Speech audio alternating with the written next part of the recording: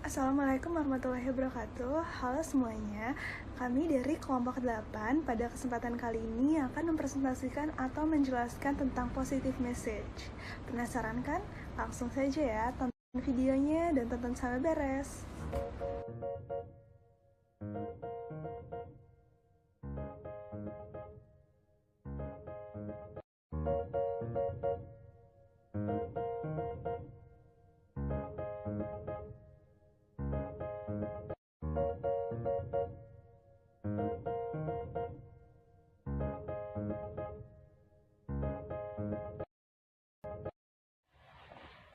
Halo semuanya, perkenalkan nama saya Laras, NPM akhirnya 56. Saya di sini akan menjelaskan mengenai apa itu positive message dan kegunaannya. Langsung aja yang pertama, apa itu positive message? Bisa kalian lihat di PPT-nya. Positive message adalah pesan-pesan bisnis yang memberikan kesan kepada pihak lain, meliputi good news dan goodwill. Apa sih good news itu? Good news adalah surat atau berita yang menginformasikan kabar baik atau menyenangkan. Nah, contoh good news itu misalkan kita seorang karyawan di salah satu perusahaan.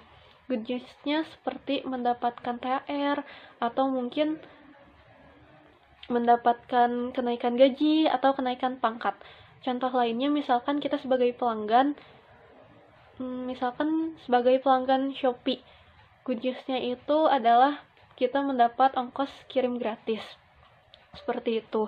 Selanjutnya ada goodwill. Apa itu goodwill? Goodwill adalah suatu perasaan positif yang mendorong orang untuk menjaga hubungan bisnis. Nah, itu adalah pengertian dari pesan positif. Selanjutnya kita masuk ke kegunaannya.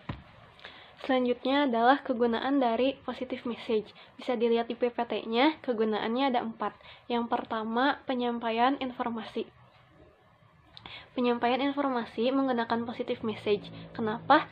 Karena ketika kita akan menyampaikan suatu informasi, mau itu lisan ataupun tulisan, menggunakan kata-kata yang baik, maka akan diterima dengan baik juga oleh penerima pesannya. Kata-kata yang baik ini yaitu menggunakan kata-kata yang sesuai. Misalkan kita berbicara dengan anak di bawah, anak kecil atau anak yang umurnya di bawah kita itu seperti apa, tata cara berbicara atau mengirimkan pesan kepada orang yang dewasa itu seperti apa, kayak gitu. Selanjutnya yang kedua adalah balasan pada pelanggan. Dalam hal bisnis, kenapa harus menggunakan positive message kepada pelanggan? Karena kan ada istilah bahwa pelanggan itu adalah raja. Kenapa? Karena si pelanggan itu yang memberikan revenue atau memberikan pendapatan kepada kita kan sebagai pembisnis.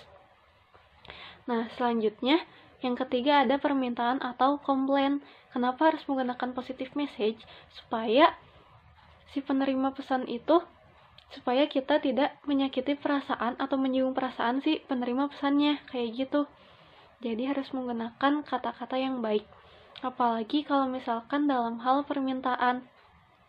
Kayak kalau misalnya permintaan kan kita yang butuh, atau misalkan ada seseorang yang meminta bantuan kepada kita tapi menggunakan bahasa yang istilahnya kurang sopan. Nah, mungkin gak sih kita mau bantu orang itu? Pasti mikir 2 kali kan, kayak gitu, kalau emang kata-katanya kurang sopan atau kurang enak buat kita. Nah, selanjutnya yang terakhir ada motivasi pekerja atau rekan kerja. Nah, kenapa bisa menggunakan positive message? Karena suatu kata-kata yang baik akan mengubah pola pikir atau pemikiran kita yang negatif, kayak gitu. Jadi ketika kita punya pemikiran yang negatif, terus kita dikasih dengan kata-kata yang baik, maka pemikiran kita juga akan ikut baik. Jadi di sini karyawan atau rekan kerja itu bisa termotivasi lagi atau bisa terbangun lagi semangatnya, kayak gitu. Selanjutnya, saya akan menjelaskan mengenai tujuan dari positive message. Secara umum, terdapat 2 tujuan, yaitu tujuan utama dan tujuan kedua. Tujuan utama dari positive message ini merupakan untuk memberi informasi kepada pembaca dengan baik agar pembaca dapat mengerti dan memahami isi dengan baik serta menghilangkan elemen-elemen negatif. Nah, sedangkan tujuan kedua atau tujuan sekunder berfungsi untuk membangun kesan yang baik bagi penulis dan juga perusahaan penulis serta untuk mempererat hubungan baik antara pembaca dengan penulis. Nah, selanjutnya saya akan menjelaskan mengenai pesan yang informatif dan positif itu meliputi apa saja sih? Nah, yang pertama itu meliputi penerimaan. Yang kedua, meliputi jawaban. Jawaban ini merupakan jawaban terhadap permintaan pembaca secara positif. Nah, yang ketiga ini adalah informasi. Informasi ini merupakan informasi mengenai prosedur, produk, servis, atau pilihan.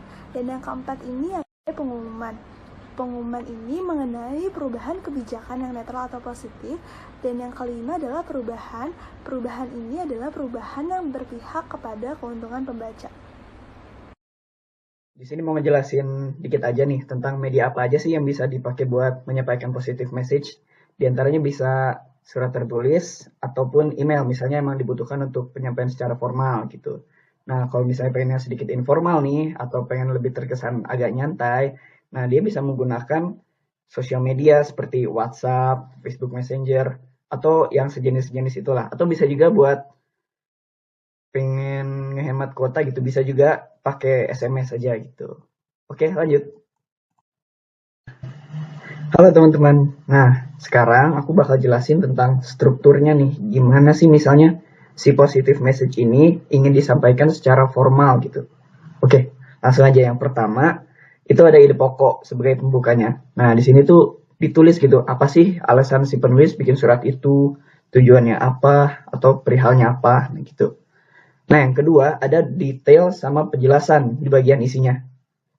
Di sini tuh lebih dijelasin aja gitu tentang apa sih yang sebenarnya ingin disampaikan di bagian pembukanya gitu. Mungkin ada penjabaran menggunakan data atau yang lainnya kayak gitu.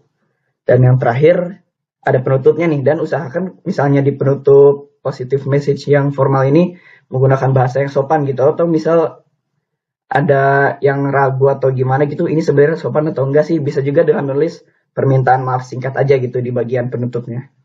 Oke, mungkin segitu aja kayak. Lanjut.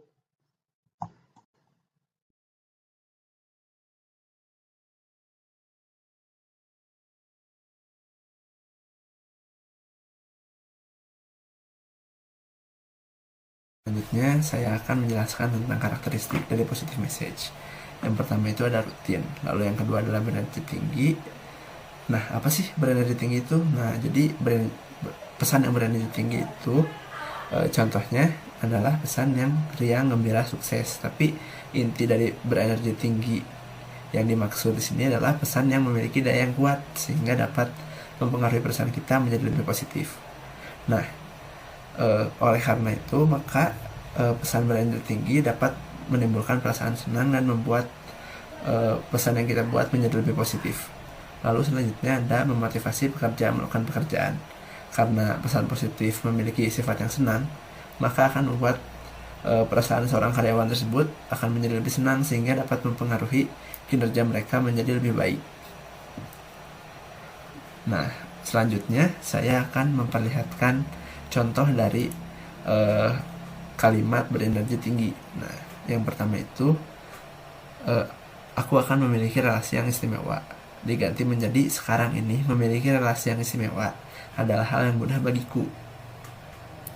Mungkin bisa dilihat mengapa kalimat itu diganti, karena aku akan memiliki relasi yang istimewa itu kesannya lebih untuk tidak untuk masa depan, sedangkan kita belum tahu itu akan terjadi atau enggak. Diganti menjadi sekarang ini memiliki relasi yang istimewa adalah hal yang mudah bagiku. Dengan ada konotasi sekarang, maka alam bawah sadar kita akan berpikir hal tersebut akan terjadi.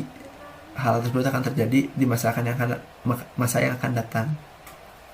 Gitu. Lalu lanjut untuk nomor 2, usaha baruku ini sukses. Karena lebih banyak uang di bank, maka aku bisa lebih rileks.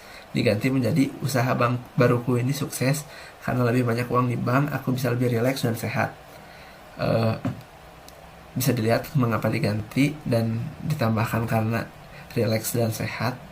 Itu akan membuat alam bawah sadar kita berpikir bahwa kita ini badan kita sehat, dan akan membuat pesan tersebut menjadi lebih positif ke kita dan orang-orang yang membacanya. Mungkin selebihnya bisa dibaca sendiri dan dipahami oleh teman-teman semua.